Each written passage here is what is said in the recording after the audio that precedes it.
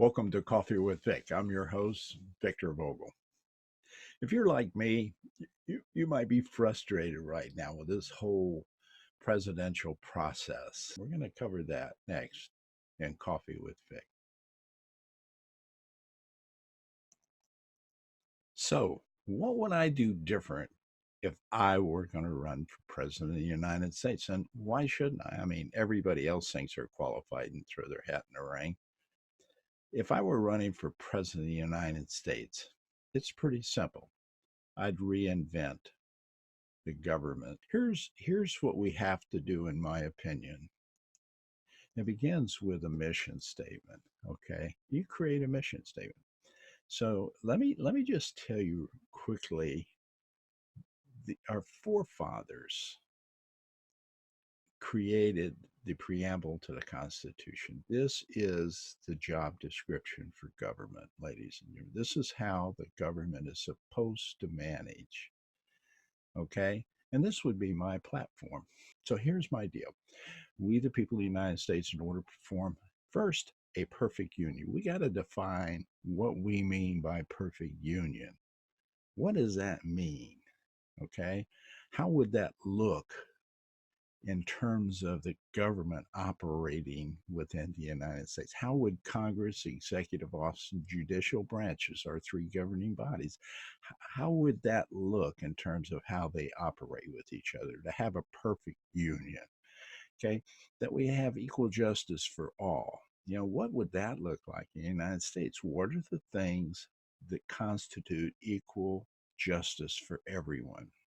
That we would have domestic tranquility. Somebody put in the comments of this video, what in the world would be the measurements for quality domestic tranquility? How would we know when we had that? And what would we use to measure it? Something I could see, I could observe, I could touch even. Okay. That we had a common defense. What would common defense look like, both against external threats and internal threats? And that we would promote the general welfare. Now, what in the world would general welfare mean? In some cases, in my mind, it means no one in the United States would have to choose between groceries and rent. Okay.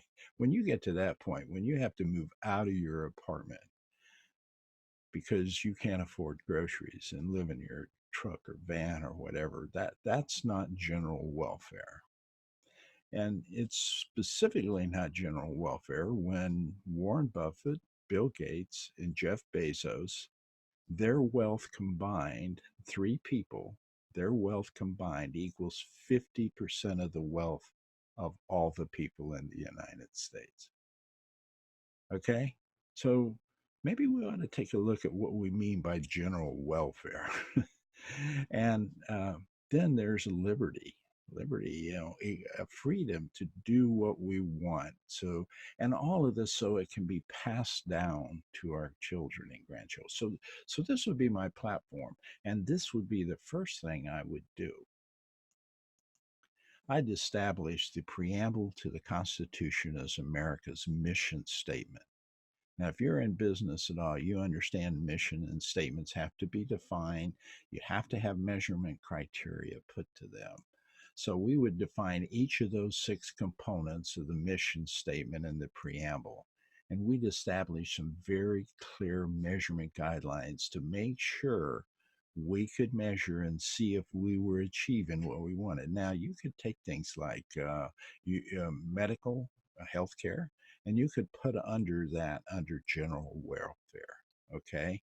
Yeah, that would fit there easy. Justice for all, prison reform, those kinds of things would fit under justice. Okay. So you'd have to take a look at that. Then we would align job roles in the government from the president down to the employees. The president doesn't have a job description, ladies and gentlemen. There is no performance appraisal for the president. We think it's elections, but elections aren't the criteria. I mean, look who we elected. There should be some clearly defined roles, job roles, and descriptions, and all of those ought to be aligned to effectively put every ounce of energy against achieving these six mission statements that we had in the preamble to the Constitution. And that means restructuring a lot of things. Perhaps we need to have a different alignment of what people are doing. And we don't necessarily have to change the Constitution to do this, that's for sure. But we do have to change how we're operating. And we may have to realign certain functions. For example, we may take the Justice Department and put it in the Supreme Court because they're all about looking at evidence, trying it, providing the trial, those kinds of things. Take the FBI, the CIA, the NSA, etc., and put them in a whole different group that's designed to be collection of intelligence and information and investigation. So there are some things like this that we need to put in place. We also need to find all legal voters in the United States as shareholders in America. Okay, shareholders. That means they have a vote, one vote, one vote, one person. Let's say it that way. In the United States of America, they own. I mean, we own the United States of America. If you're paying taxes in there, then you have a say, or should have a say, in how this company's going to run. There's a way to do that with technology today. We create a partnership with the media to assist us in developing methods of communication and transparency. Okay. So they're not the enemy of the state. They can actually be the patriots of our communication and transparency to the stakeholders that we're representing and managing for out there. And so we want to partner with them. We want to bring, we don't want to privatize them, but we want to bring them into the fold. Here's why. They have all the resources, they have all the talent, they have all the connections. They're all set. You just have to put the parameters about how they're going to do business and that what they do focuses on the mission statements. Okay. We want to establish an internet and social media system to interact and provide transparency and real time communication with our stakeholders. We can do that because all of us carry one of those cell phones around, nearly all of us. And if you don't, you can get to one. You want to establish a partnership the same way we do with the media, with IT and social media companies. We don't want to fight against them. Why? Again, they've invested in the resources, they've established the interfaces, they're the technically competent and knowledgeable. Don't fight them, bring them into the pack. Let them help us create the systems we need to have the interaction with our stakeholders and to operate effectively in terms of integrating social media and technology into our government. Okay, who better to set that up? They can probably protect us and provide us more security than our NSA or anybody possibly ever could. They have a hell of a lot more employees or more talented in most cases. We're going to establish a third party committee to revamp our voting system. Uh, let's take a look at the processes, nail those down, and then find something that works for everybody, that provides fairness, works for everybody, and we feel very comfortable with, cannot be jury rigged or messed around with. And if it is, then those people would suffer the consequences. Create a board of directors, and this is a big one here. We create a board of directors that reflect all our stakeholders' image in America. It's not going to be hard to find these people. There's some really terrific people I could think of off the top of my head that are not only have the management and leadership capability, but have done a tremendous amount to contribute to the general welfare of people. Google just recently, for example, put $1 billion in the area that they're operating out of for lower income housing because they created an environment with their capitalistic approach that people kept raising rents to some ridiculous rates. They weren't capped for some reason. So Google is trying to figure out how to help put a stop to that and make it more affordable to live in that area. Now that benefits them, but it also takes care of the general welfare of the people out there. So that's how we partner with these people. They're doing it already. They're doing it already. They're investing in a lot of things already. So let's get them partnered up with us and get this focused on where we're going. This board of directors uh, basically would have oversight over all three branches of government and all of the operating going in. Now, they're not going to tell you what to do. They're not going to change the Constitution. They're not going to tell you how to manage the company, but they will hold you accountable to making sure you achieve those mission statement goals, that what you're doing is moving towards those, and that you're doing it legally, morally, and ethically and properly, taking care of employees, those kind, making sure everything is done correctly and is focused on your mission statement. That's what a board does. And when something doesn't happen right, they come in and take people out, like Calvin Nick and Uber. He built a hell of a company, but he didn't do it the right way. He didn't do it morally and ethically, and it cost him his leadership role in the company. Okay. And that's what a board can do. They can take a person out, which means the presidency, no more Supreme Court lifetime appointments. They can be taken out if they violate the ethics and morality of the role of the courts in our running of our government. President can be taken out if he for job performance, not just through impeachment or voting, but for job performance. In other words, if you're not hitting your goals, if you're not making things happen correctly, this board of directors can look and say, hey, we recommend we have another election, a quick election, the same way you would if somebody got taken out for sexual harassment and fired. You have a re-election or an appointment process by the state for a senator, whatever. Now, this is what this board could do also. And that board would be really critical to making sure things run properly. And there's some really good people I can think of that would fit on that board. That would be fair. Okay.